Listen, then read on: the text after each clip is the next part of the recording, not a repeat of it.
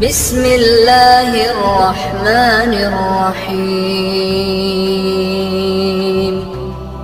السلام علیکم دوستو، امید ہے کہ آپ سب ٹھیک ہوں گے۔ آج ہم ایسے انسانوں کے بارے میں بات کرنے والے ہیں جنہوں نے خانہ کعبہ میں زنا کیا تھا۔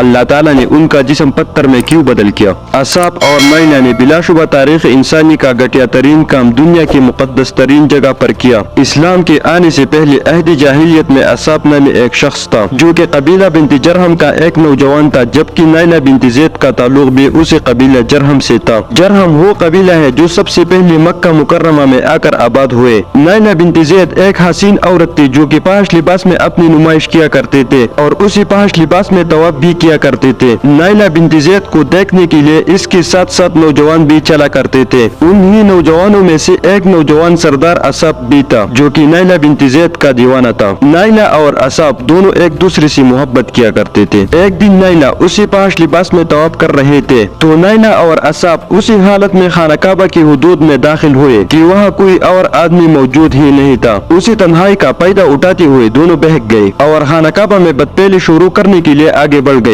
حرمت خانہ کعبہ کو یوں پامال کرنے پر ان دونوں پر اللہ تعالیٰ کا قہر نازل ہو گیا اور وہ دونوں اس برہنہ حالت میں پتھر بن گئے۔ اسی زمانے کے لوگ اتنے جاہل تھے، بنو جرہم کے لوگ جو شراب پیتے ہوئے اور بدمست ہوتے ہوئے کعبہ کی اس بھی حرمتیں کرنے والے لوگوں کے داستان عشق کو داستان فخر کے طور پر بیان کرنے لگے۔ مشرکین مکہ نے خانہ کعبہ کے اندر بت پرستی شروع کرنے لگے۔ خانہ کعبہ کی دیواروں پر قسم قسم کی تصاویر اور بت بنائے گئے، ان میں فرشتوں کی تصاویر اور مختلف انبیاء کے ساتھ ساتھ حضرت ابراہیم علیہ السلام اور حضرت اسماعیل علیہ السلام کی تصویریں بھی بنائی گئے۔ اس کے علاوہ خانہ کعبہ میں 360 بت بھی رکھے گئے جو قبائل کے تھے۔ ان بتوں میں نائلہ اور اصحاب کے مرنے کے بعد کے بت بھی شامل تھے جن انسانوں کو اللہ تعالیٰ نے پتھر میں تبدیل کیا تھا۔ تمام لوگ ان لوگوں کی پوجا کیا کرتے تھے۔ یہ بت زمزم کے کنارے پر رکھے ہوئے تھے۔ بعد میں ان بت پرستوں نے ان بتوں کو اٹھا کر صفا مروہ کے دونوں پہاڑوں کے درمیان رکھ دیا اور ان دونوں بتوں کے باقاعدگی سے پوجا ہونے لگے۔ پھر جب اللہ تعالیٰ کے فضل سے عرب میں اسلام پھیلنا شروع ہوا تو مسلمان اصحاب اور نائلہ دونوں بتوں کی وجہ سے ان دونوں پہاڑوں پر جانے کو گناہ سمجھنے لگے۔ اس وقت اللہ تعالیٰ نے قرآن میں ہی حکم نازل فرمایا کہ صفا مروہ کی طواف اور دونوں کی زیارت میں کوئی حرج نہیں اور کوئی گناہ بھی نہیں ہے، بلکہ حج کو فرض قرار دیا۔ فتح مکہ کے روز حضور صلی اللہ علیہ وسلم نے ان دونوں پہاڑوں پر سے اصحاب اور نائلہ دونوں بتوں کو توڑ کر نیست و نابود کر دیا اور ان دونوں پہاڑوں کو حسب دستور مقدس و معزز قرار دے کر حج اور عمرہ کو لازمی قرار دیا۔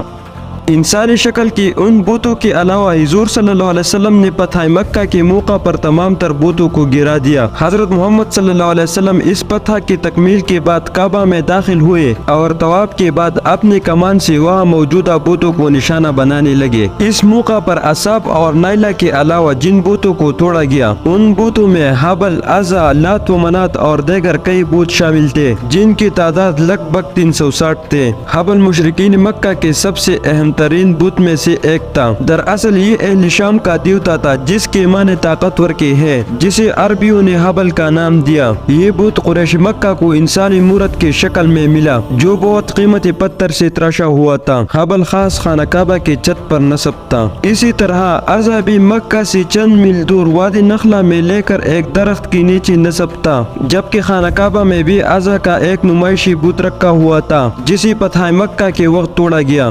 عزا کی اصل بت کو توڑنے کے لیے حضرت خالد بن ولید رضی اللہ تعالیٰ عنہ کو بھیجا گیا۔ مشرکین مکہ کا تیسرا بڑا بت لات تھا۔ دراصل یہ ایک شخص کا جو حاجیوں کو ستو کھول کر پلایا کرتا تھا، بعد میں جس کی پوجا شروع کر دی گئی۔ قریش رات سونے سے پہلے عزا اور لات کی پوجا پاٹ کرتے تھے اور قسم بھی انہی دو بتوں کی کھایا کرتے تھے۔ اس کے علاوہ جو چارواں بڑا بت توڑا گیا وہ بت منات کے نام سے مشہور تھا جو عربیوں کا سب سے قدیم ترین بت تھا۔ اس بت کو بھی نبی کریم صلی اللہ علیہ وسلم کی حکم پر فتح مکہ کے لیے جاتے ہوئے حضرت علی رضی اللہ تعالیٰ عنہ نے توڑ دیا۔